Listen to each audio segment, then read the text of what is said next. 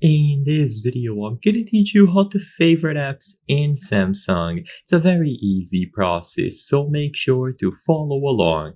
If you use certain apps a lot and you would like to always have them available inside or within short reach to open them with ease, then follow the instructions in this video and you will be able to get it done.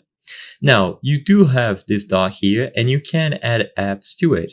While this isn't necessarily called the favorite apps, it's still a very easy way to access your most used applications on your phone.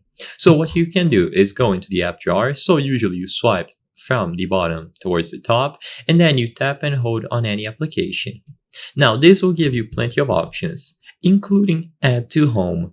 So all that you have to do is choose the option to add a specific application to the home screen. You can also tap and hold and then drag it elsewhere. If you drag it to the side, usually you will be allowed to position it somewhere including the home screen. But if you tap this button instead, it will go directly to the home screen itself.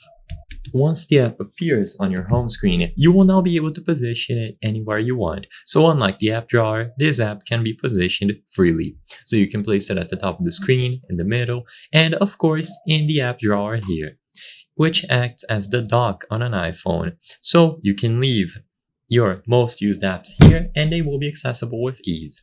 To my knowledge, there's no option to actually favorite an app like a star icon or something that is necessarily called favorite, but of course you can still drag them to the home screen or position them in a way that makes them easy to find and open. And as long as you do this with any application of your choosing, you will find them available with ease.